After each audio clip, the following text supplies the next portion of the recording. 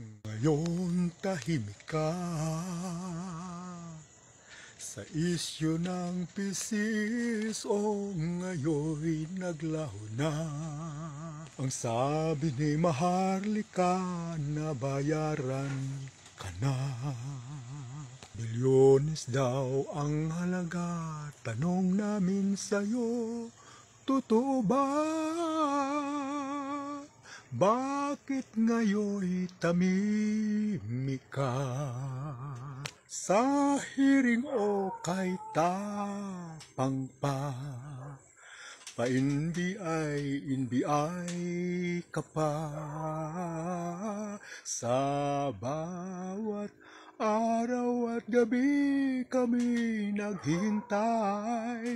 Ano na ang resulta sa investigasyon? Ang sabi mo, piray gugulin mo, malaman lang ang totoong nanalo sa luto.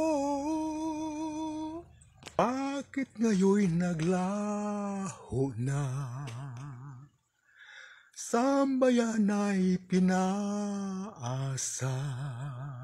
Sinungaling ka talaga, Tolpo. Nabayaran ka ba?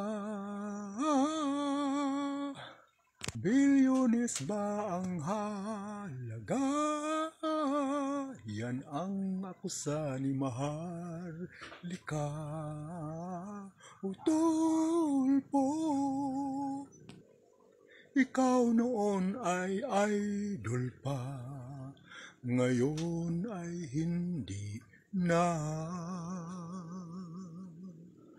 Hindi ka na idol ngayon, Senator Tulfo ng bayan, pagkat hanggang ngayon naghihintay kung ano ang nangyayari sa iyong investigasyon patungkol sa piso, kung sino talaga ang nananalo sa bilyones sa loto.